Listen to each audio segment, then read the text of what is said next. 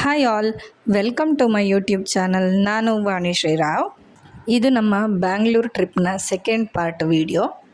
ನಾವು J P ನಗರದ ನನ್ನ ಚಿಕ್ಕಪ್ಪನ ಮನೆಯ ಪೂಜೆ ಫಂಕ್ಷನ್ಸ್ ಎಲ್ಲ ಮುಗಿಸಿಕೊಂಡು ಮರುದಿನ ನನ್ನ ಅತ್ತೆಯ ತಂಗಿಯ ಮನೆ ವಿಜಯನಗರಕ್ಕೆ ಹೊರಟ್ವಿ. ಅಲ್ಲೇ ಮಧ್ಯಾಹ್ನದ ಊಟ ಎಲ್ಲ ಮುಗಿಸಿ ಸಂಜೆ ಸ್ವಲ್ಪ ಬೆಂಗಳೂರು ಸುತ್ತುವ ಅಂತ ಹೊರಟ್ವಿ. ಎಲ್ಲರೂ ಒಟ್ಟಿಗೆ ಸೇರಿ ಫಸ್ಟಿಗೆ ಇಸ್ಕಾನ್ ಟೆಂಪಲ್ಗೆ ಹೋದ್ವಿ. ಇಸ್ಕಾನ್ ಟೆಂಪಲ್ಗೆ ನಾನು ಫಸ್ಟ್ ಟೈಮ್ ಹೋಗಿದ್ದು. ಟೆಂಪಲ್ನ ಹೊರಗಡೆ ಮಾತ್ರ ವಿಡಿಯೋ ಶೂಟ್ ಮಾಡಲಿಕ್ಕೆ ಅವಕಾಶ ಇತ್ತು, ಒಳಗಡೆ ಎಲ್ಲೋ ಇರಲಿಲ್ಲ. ನಾನು ಎಷ್ಟು ವಿಡಿಯೋ ರೆಕಾರ್ಡ್ ಮಾಡಿದ್ದೇನೆ ಅದನ್ನೆಲ್ಲ ಎಡಿಟ್ ಮಾಡಿ ಹಾಕಿದ್ದೇನೆ ನೋಡಿ.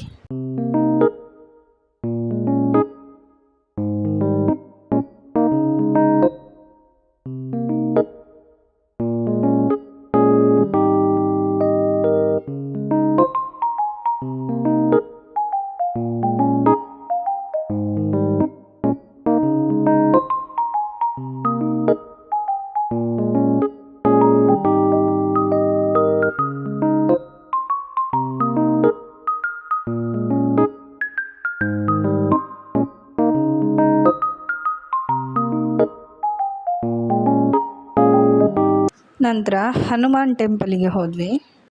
ಇಲ್ಲಿ ಹನುಮಂತ ದೇವರ ಅತಿ ದೊಡ್ಡ ವಿಗ್ರಹ ಇದೆ. ಇದನ್ನು ನಾನು ಈ ಮುಂಚೆ ಟಿ ವಿಯಲ್ಲಿ ನೋಡಿದ್ದೆ. ಈ ಸಲ ಡೈರೆಕ್ಟಾಗಿ ಟೆಂಪಲಿಗೆ ಹೋಗುವಾಗೆ ಆಯಿತು.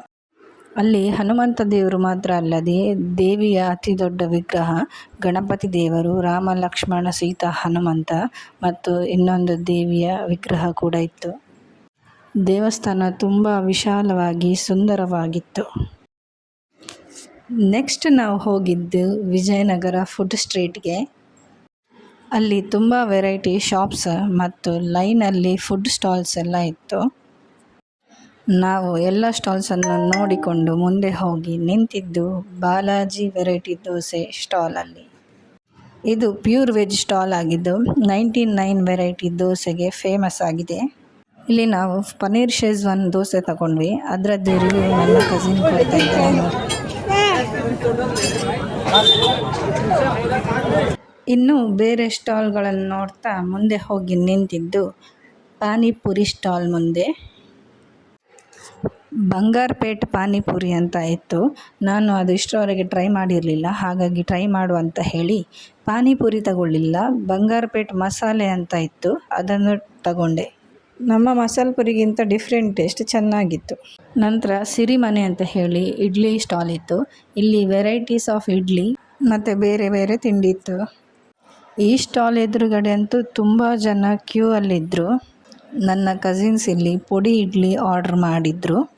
ಅದು ಕೂಡ ಟೇಸ್ಟ್ ತುಂಬ ಚೆನ್ನಾಗಿತ್ತು. ನಂತರ ಸೀದಾ ಮನೆಗೆ ಹೋಗಿ ರೆಸ್ಟ್ ಮಾಡಿದ್ವಿ.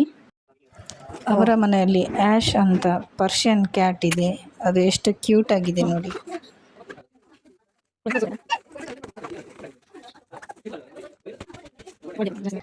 ನೆಕ್ಸ್ಟ್ ಡೇ ಬೆಳಿಗ್ಗೆ ಟಿಫಿನ್ ಎಲ್ಲ ಮುಗಿಸಿಕೊಂಡು ನಮ್ಮ ಊರು ಮಂಗಳೂರಿನ ಕಡೆ ಪ್ರಯಾಣ ಬೆಳೆಸಿದ್ವಿ. ನೋಡಿದ್ರಲ್ವ ಫ್ರೆಂಡ್ಸ್, ಇದಾಗಿತ್ತು ನನ್ನ ಬ್ಯಾಂಗ್ಳೂರಲ್ಲಿ 2 ದಿನ ವ್ಲಾಗ್.